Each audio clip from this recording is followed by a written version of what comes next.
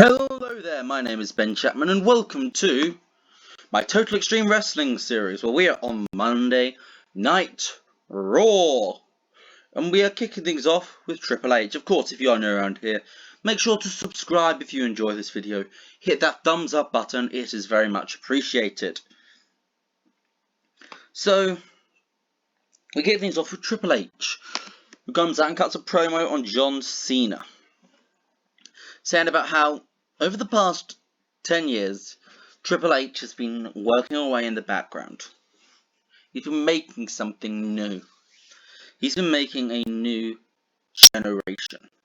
But somebody like John Cena is the epitome of the old guard. So that's why this transition has to happen. John Cena cannot be the face of the company anymore. Somebody who could is Adam Cole. Therefore, at Payback, the match will be John Cena versus Adam Cole.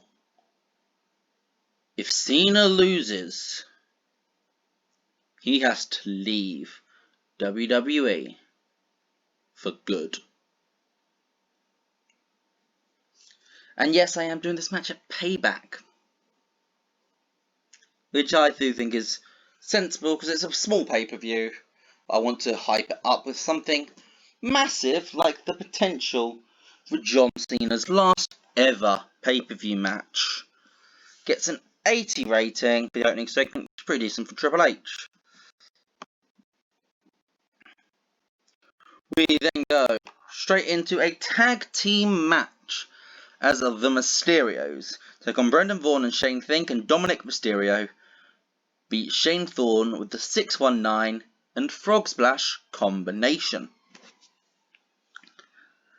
It's a pretty straightforward win for the Lucha team and the family team, and about how they are going to be a tag team for the time being, because of course Mysterio's dream was always to tag with his son. It's an 82 rating. And after the match, Zelina Vega brings the Raw Tag Team Champions out. And she congratulates Ray and Dominic on winning their first tag match together. Well done! But they will never be the best Lucha team, because the best Lucha team will be Andrade and Angel Garza, because that's how this works. They are the Raw Tag Team Champions, and you're never going to beat them. That's pretty much setting up the tag match for Payback. It's going to be the Mysterios versus Zelina's team. Yes, an 8-5. Great try work from Zelina and the Mysterios in this segment. We then move on to an interview backstage with Renee Young, who is still employed in this save. So I'm not just going to let her go because she's useful. And she is interviewing Drew McIntyre, or at least she's trying to. It's a sit-down interview, but Drew McIntyre is just not paying attention. He is completely vacant. His mindset is gone. He's lost his title, and now he's completely a shadow of himself. He's this shell of Drew McIntyre. That's the storyline we're trying to tell with this. We then get pretty much a squash match as Charlotte Flair squashes Catalina, who used to be Sin Cara's team partner for a while, if you remember that one. Catalina, and it's a natural selection, it's pretty quick. 72 rating, it was just to show that Charlotte is still a dominant force. And afterwards she cuts a promo, saying how, yeah, Bianca Belair, you want to go? You're the champion now. Well done. You've got your chance. You've broken through the glass ceiling. But the Queen's back now. And everybody bows down to the Queen. And so will you.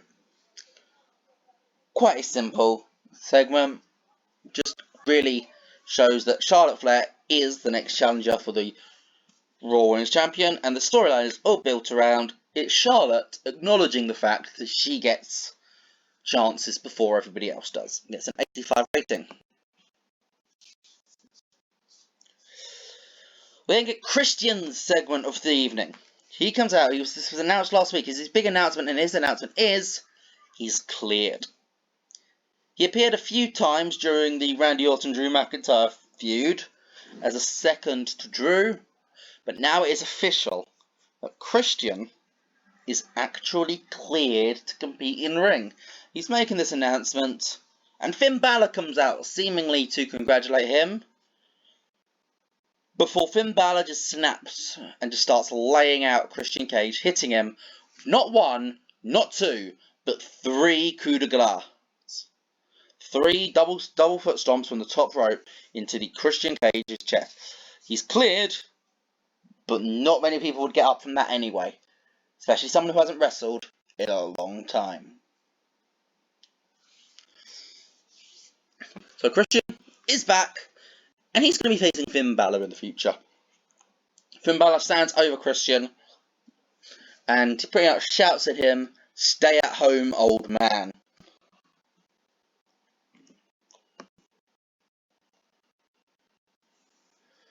We then get the second week of Open Challenge for the Television Championship from the Hurt Business as Bobby Lashley takes on Titus O'Neil. He was just a babyface who hasn't done much yet in this save, so I just threw him in for Open Challenge. 6 minutes, Bobby wins with the spear to make defense number 2 of his television title. He gets a 78 rating. Lashley had groundswell of public support. Pretty good start.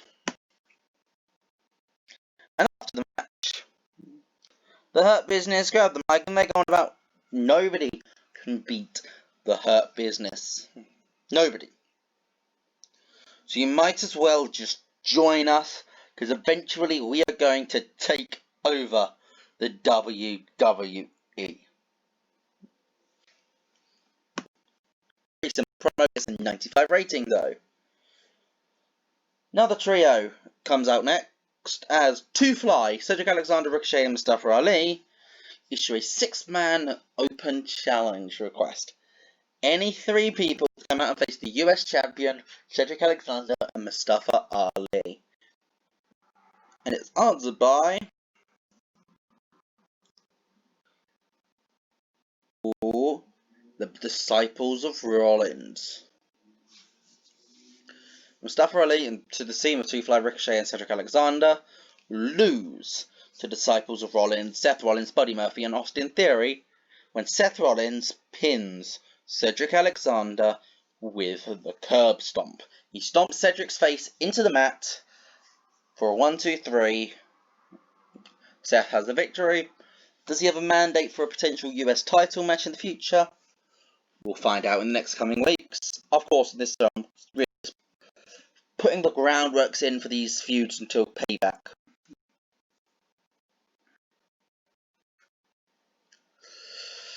We'll then find out that next week the Iconics will be challenging Ruby Riott and Liv Morgan for the Tag Team Championships, and tonight, next up, there'll be 2 singles matches back to back. The first singles match is Peyton Royce defeating Ruby Riott in just over 6 minutes 30 with the bitch kick. It's a 79 rating, it's a pretty good start, and the Iconics win the first match. Second match, Liv Morgan defeats Billie Kay, so it's 1-1 in the singles matches. Liv Morgan completely outshone Billie Kay, and she outshone all 3 of the others, to be honest. It's a 78 rating for this match. So, after 2 matches, Liv Morgan beats Billie Kay, Peyton Royce defeats Ruby Riott, it's 1-1 there. Tag team match next Monday.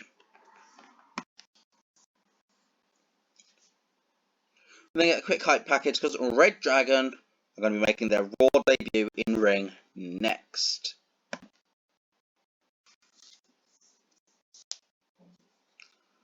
And they win after a great match They beat Black and Carrillo, who, yes, I know they're a team that I'm building, but they're always going to be more single stars to me.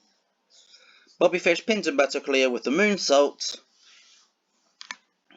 It's a bit of a rub for the Red Dragon boys. Fish and O'Reilly pick up the win over an established-ish team who we know are good in the ring together.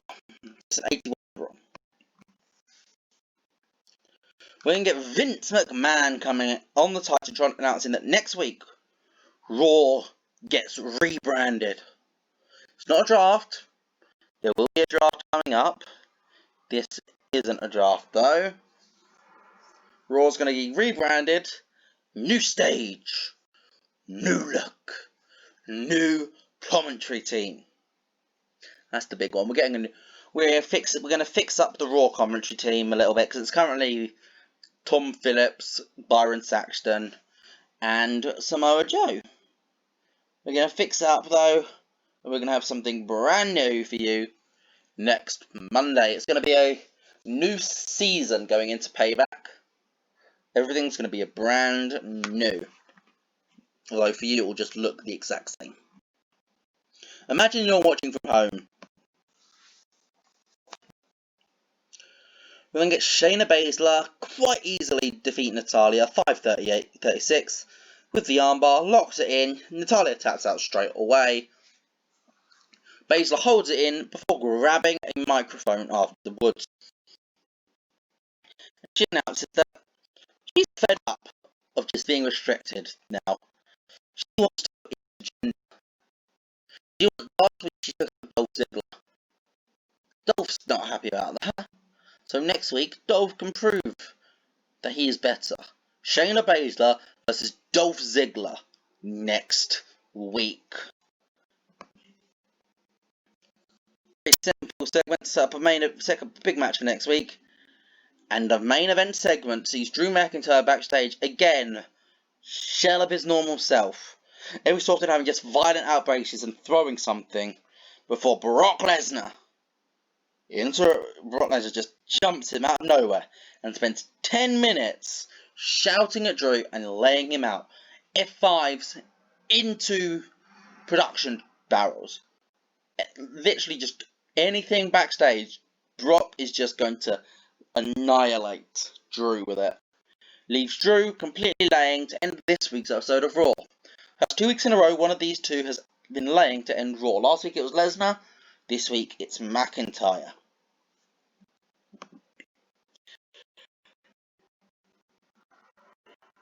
And that is the main event segment, obviously.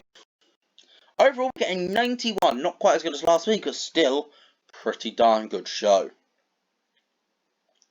So the hype for next week is real. We've got another open challenge from Bobby Lashley. Pretty sure that Christian is going to respond to Balor's attack on him, or if not Christian, Edge. We're going to have more involving the Undisputed Era and Triple H and John Cena's feud. Ruby Riott and Liv Morgan take on the Iconics for the tag titles, and Dolph Ziggler vs Shayna Baszler.